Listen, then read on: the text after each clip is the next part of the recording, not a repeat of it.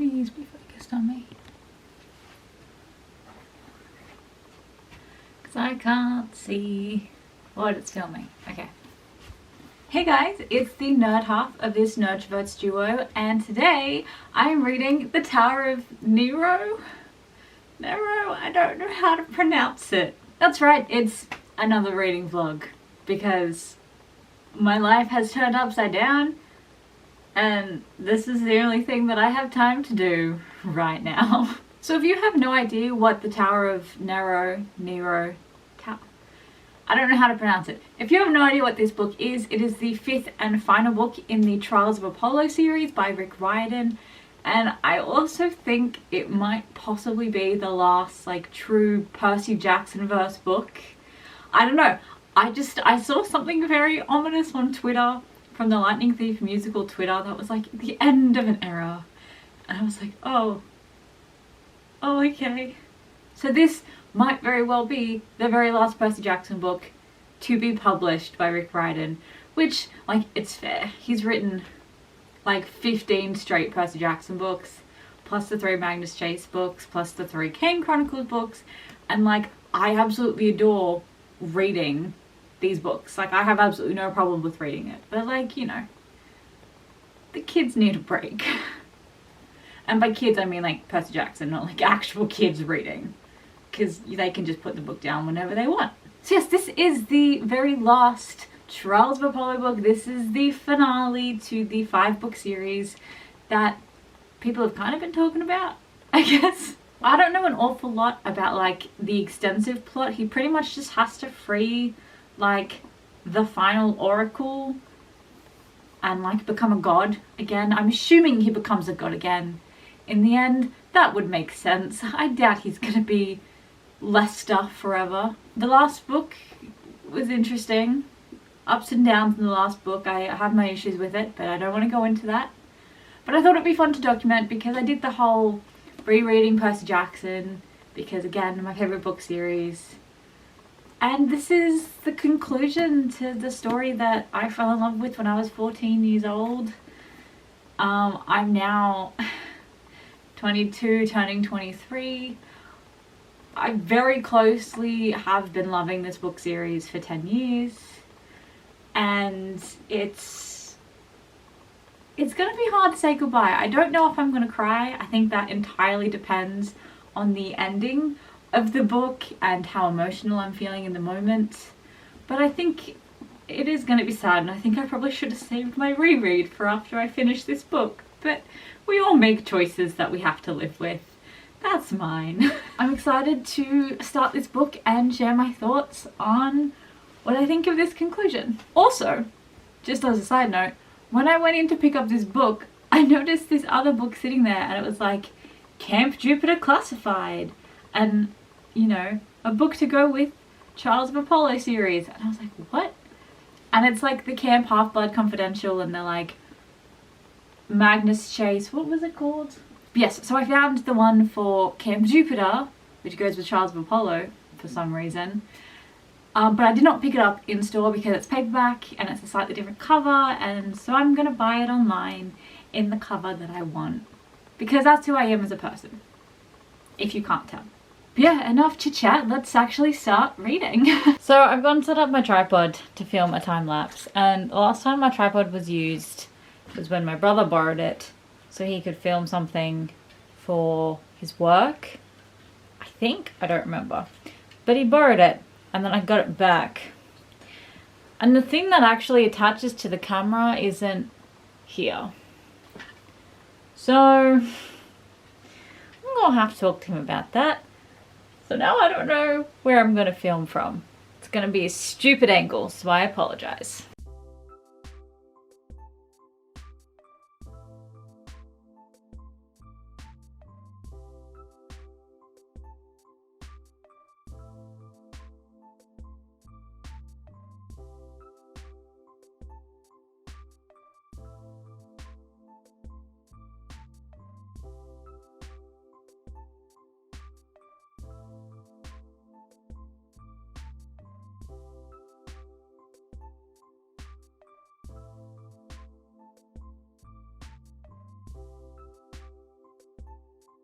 Yeah, sure. Let's pause a montage to talk about this line. So it's a prophecy-esque kind of line, but it's only 3 lines. Most prophecies are minimum of 4, and I know this because I'm the kind of person who memorized all of the prophecies in Percy Jackson. Less so Heroes of Olympus, more so Percy Jackson. And 3 lines is not normal. But it's 3 lines, which I find really odd. And maybe I know that because, like, the articles, only the article we've ever really gotten a prophecy from is the article of Delphi, or Delphi, which is who we're going after in this book. But I don't think that's a spoiler. That's the whole, like, premise of these books, right? Said in the articles. So maybe that's why it's different. It kind of rhymes. And you've got friend and depend, the first and third line. They rhyme. And you've got throne and then on Nero's own. Throne and own rhyme, but that's the second line and like halfway through the third line. This probably isn't making any sense. I'm trying to work it out in my head and just talking aloud because it's making me feel better.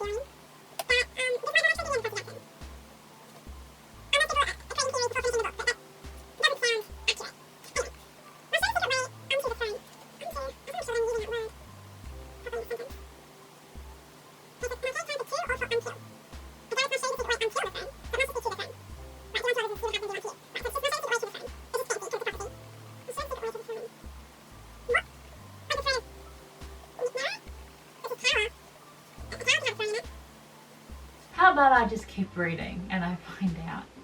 That makes more sense. I'm just gonna keep reading.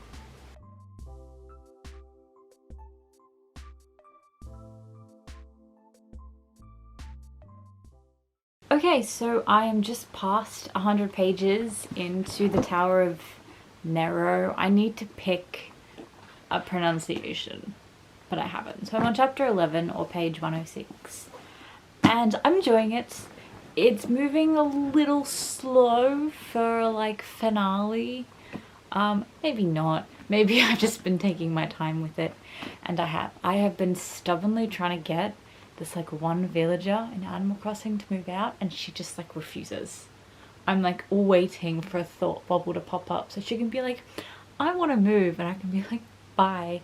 But she's refusing. It's very annoying. Anyway, Animal Crossing aside, I am really enjoying Tower of Nero. It was good to see the Grey Sisters again, the like cab drivers from Sea of Monsters, with a lot more continuity this time. I don't know if I said it in the Sea of Monsters vlog, but something that always bugged me about that scene was like, whoever had the eye, like Rick Riordan just did not keep track of that well. But he did in this one. That I think. Maybe not. I think he did. I have quite a few thoughts. I'm really mad at not picking up on the dare line in what it references. Like, Will was like, we do this. I was like, oh, I just thought it was going to be like someone was like, I dare you to do this. And then they like, you know, figure it out. I'm just an idiot. I'm thinking like far too complex thoughts, and it really is just the simple answer. I'm very worried about Nico.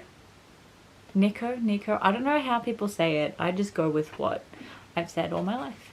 I'm very worried about him, and I love Will Solis to death, and if either of them die, I'm gonna be really mad. I've seen minor like things on Tumblr that are potentially spoilers, and it's negative stuff. It's so the people I follow on Tumblr that are Percy Jackson related don't have the highest opinion of Rick Riordan. And like, that's fine, because 9 times out of 10 they're not actually talking about Rick, they're just talking about the characters and things that they like, and they don't tend to talk too negatively. A lot of people do when I've unfollowed all them, but these guys don't talk too negative. But there have just been some asks that have been answered that have been negative, and now I'm concerned. There was something to do with Calypso that doesn't make sense, and something to do with Estelle that is making me nervous as to how it would be handled. But, you know, I do have faith in Rick Riordan. The, like, Raina Apollo thing scared the absolute shit out of me. I was like, please do not go this route. I just need to have faith that he knows what he's doing. I just immediately looked at Blood of Olympus on my bookshelf. I'm being harsh. Things have flaws. It's fine. I need to have faith in Rick Riordan, in hoping that he delivers this book well, and I do think that he will. I don't think it's going to be a disaster. Oh, I did have a snide comment earlier. Rick Riordan tends to incorporate a lot of like modern things into his world, which I like, but sometimes it does kind of feel over the top. He mentions in his dreams, like, here's the line, I suffered a series of Instagram boomerang nightmares. Which, like, I get the sentiment, and yes, it does make for, like, an interesting visual. But I'm also, like, just to be super extra, like, the continuity, if Percy's 18, are Instagram boomerangs still a thing? Not still a thing. Are Instagram boomerangs a thing? Do they exist? Because, like, this is a world that's probably still in, like, it's what, 2014? Maybe? Percy Jackson's world. Also, Dionysus mentioned a cat and a severed head that Chiron has to speak to, that's, like, from another world. And my mind was like, oh, it has to be Magnus Chase, because the events of the last book of Magnus Chase happen around the exact same time as Trials of Apollo, because Annabeth and Percy get bad news about a friend at the end of Magnus Chase. And if you've read Trials of Apollo, you know exactly what friend I'm talking about. So the timeline matches, but I can't think of a severed head and a cat from Magnus Chase that exist. For me, a cat would signify the Kane Chronicles. She, like, takes care of Cara and Sadie, right? Yeah, it's Bast. So maybe Bast is, like, the Egyptian, and then, like, the severed head is from Magnus Chase? Oh, I have not reread Kane Chronicles or Magnus Chase enough to know that information. If you know, comment. This is not at all related to the story of Trials of Apollo, but that is a sentence mentioned. Just be like, haha, read my other works. But I don't remember. Anyway, that is all to say that I am enjoying my time with it. I will probably read a bit more, even though it's like past midnight, but like, I don't have a sleep schedule anymore. And I will update you with more thoughts later on. I don't remember cows in the Kane Chronicles, but it must be a thing. Or is this like post Kane Chronicles? But yeah, basically we're in Brooklyn and there's cows and there's a big mansion, and I was like, I wonder what's happening there. And then she was like, once I saw a penguin waddling around, and I was like, oh, it's the Kane Chronicles. But I can't tell like where it's set in the timeline. Guys, I have no idea. I feel like the Kane Chronicles finished around the same time The Last Olympian finished, but I could be wrong. I don't know the timeline because I haven't read them in a long time. Also, possibly because the timeline's a bit non-existent. I don't know. It's 2:30 in the morning, and so I'm slightly crazy, but there's just a line, and it says, "I was loath to harm hapless mortals," and then in parentheses it says, "Wow, I really wrote that sentence." And like, yes, that is something that like Apollo would say, like, wow, I've come so far that I'm not gonna just like harm mortals because they're in my way. But like, also low key, it kind of feels like Rick Riordan like leaving notes for his editor and being like, I can't believe I just wrote a sentence as pretentious as that. So my camera died a bit ago, hence the phone. But I'm almost at the end of this book, and as I was reading, I had a little bit of a fright. I just misread something and I panicked. And then I realized that I'm like close to the end and that I really wanted to like film my reaction of the last chapter. So I'm gonna figure out a way to film myself on my phone without a tripod. But literally, I just read a sentence horribly, horribly wrong. And I thought that 3 main characters had died and I was watching their burning bodies. But no, they were just, because it says watching the embers burn down with these characters. And I thought it was watching the embers burn down these characters. And I panicked. But all is fine. They're fine. Can you tell that I panicked? But it's 3:30 in the morning and I'm almost done with the Tower of Nero. That's the pronunciation I'm going with. I'm on page 375. I probably have less than 50 pages left, so wish me luck. Okay.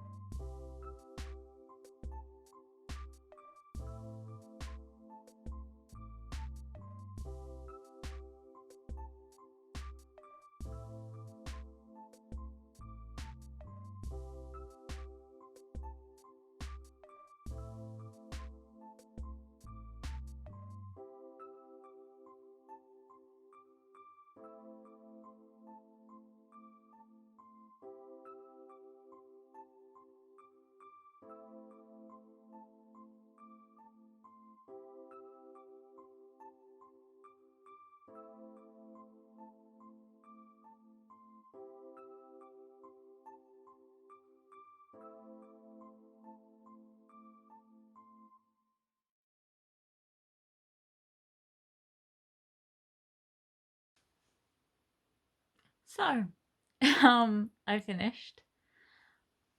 I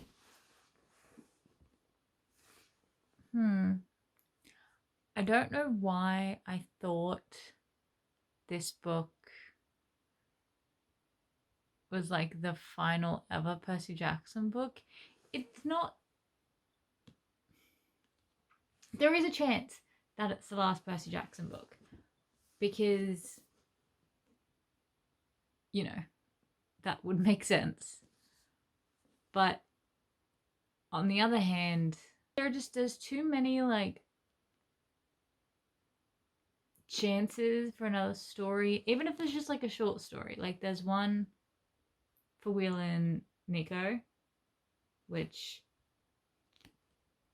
I'm all about.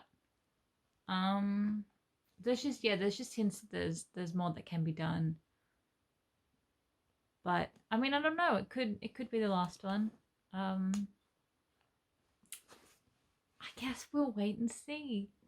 Either way, I think it was a really good conclusion.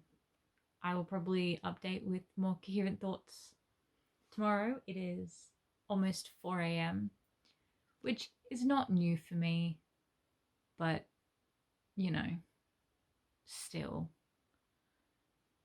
But yeah, I like the conclusion.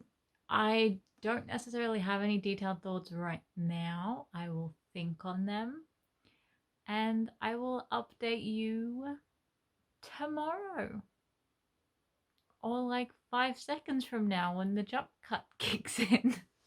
Okay, so full disclosure, it has been over a week since that last clip, and if I don't film it now, I'm probably never going to film it. I've just finished an 8.5-hour shift at work. It is 6:10 in the morning. Everyone in my house is asleep, so I'm trying not to be super loud, but I'm just going to try and get out my thoughts real quick about the Tower of Nero so we can wrap this up. This bit is probably going to be more spoilery than everything else in this video, so if you haven't read it and you don't want to be spoiled, just skip to the end or like exit the video, you know, whatever, you do you. I don't even actually have the book is I put the book away by this point, like it's done.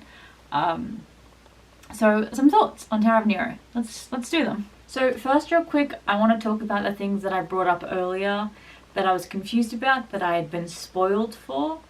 So the thing about Raina that I mentioned was I saw somewhere that like she went to Calypso's island, and I was very confused, but I don't think that happened. If it did, I didn't read it.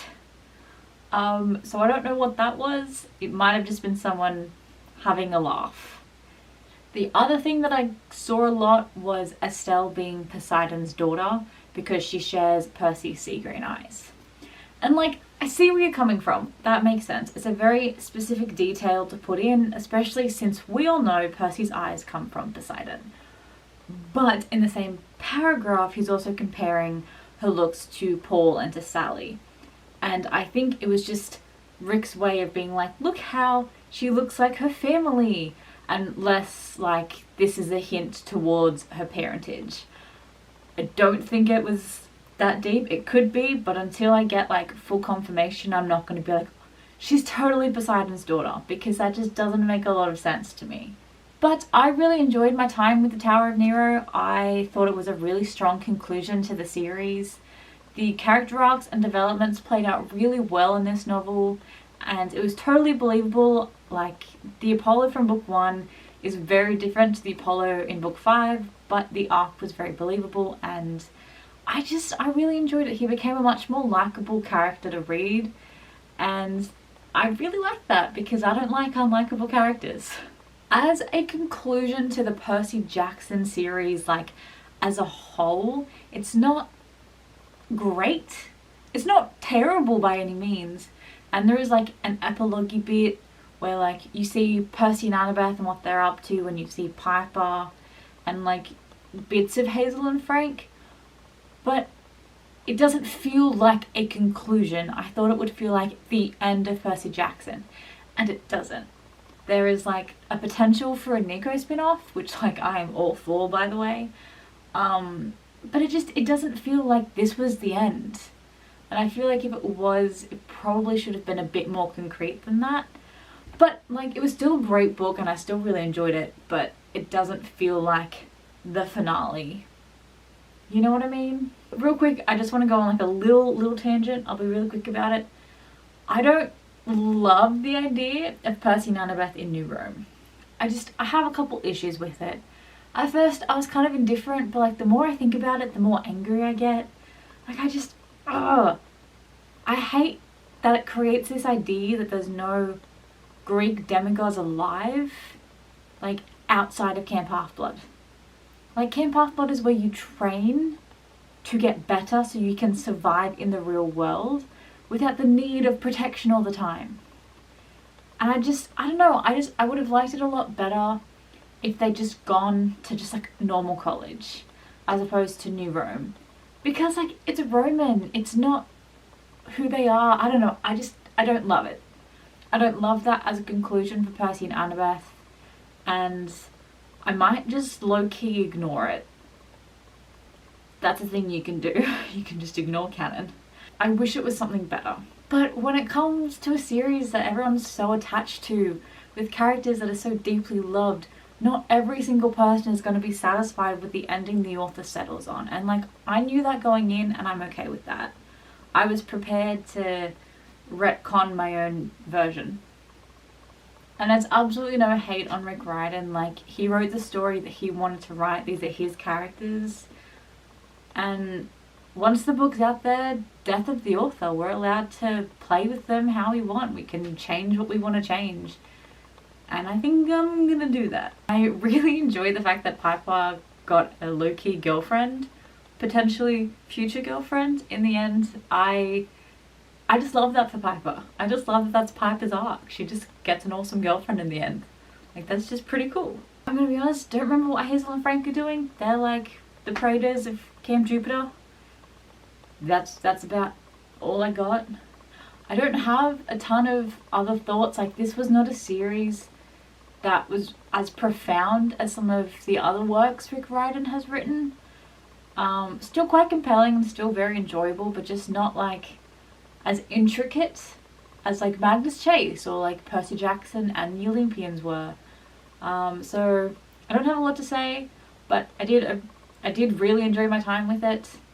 I'm giving it 4 out of 5 stars is what I'm settling on, because it was great. I had a good time. I don't have like critiques, but it also wasn't like the best book.